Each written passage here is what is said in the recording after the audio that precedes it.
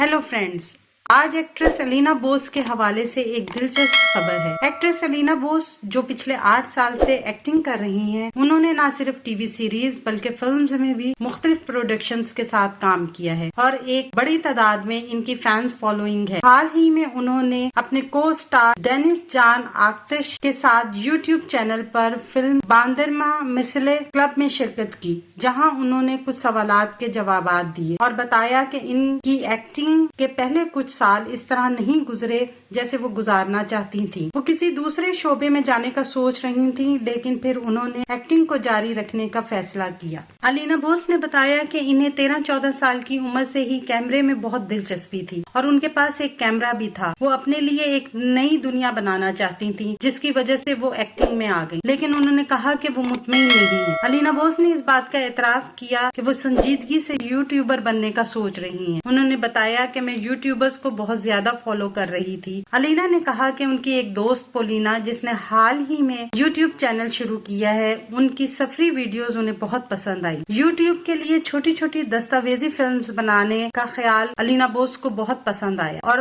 उन्होंने कहा कि मैं ये सोच रही हूँ कि मैं ये कर सकती हूँ। और 13 से 14 साल की उम्र में ही जो उन्होंने नई दुनिया बनाने का सोचा था, हो सकता है वो यूट्यूब के जरिए पूरा हो। आने वाले दिनों में अपने पसंदीदा ड्रामों की मजीद मालूमात के लिए हमारे चैनल को लाइक करें, शेयर करें और सब्सक्राइब करना ना भूलें। शुक्रिया।